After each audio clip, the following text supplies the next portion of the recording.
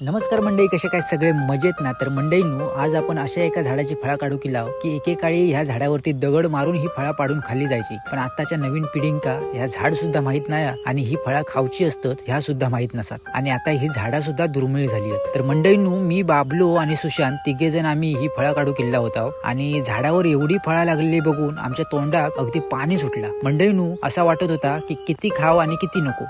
पण मंडळींनो, ही फळा जेवढी जास्त खातल असणार तेवढं तुमच्या घशाक राब बसणार. मंडळींनो, मराठी शाळेत आम्ही असताना शाळा सुटली रे सुटली की कधी एकदाचा दप्तर घराकडे नेऊन टाकताव आणि कधी आमच्या गावातल्या देवराईत जाऊन या झाडाची फळा खाताव असा व्हायचा. पण आताच्या पोरांका ती मजा काय होती ह्या नाही समजणार. आमच्या जवळ ह्या फळाक आवळदोडो असं म्हणतात. तर मंडळींनो, बऱ्याच ठिकाणी एका बकुळी किंवा ओवळदोडो असा म्हटलं जातं.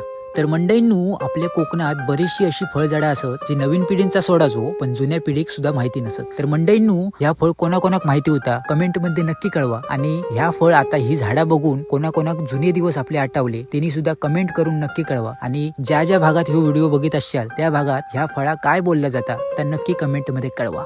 तर मंडळींनो, आजच्या व्हिडिओत एवढाच. परत भेटूया वेळ भेटत तेव्हा पुढच्या व्हिडिओत. बाय बाय, धन्यवाद.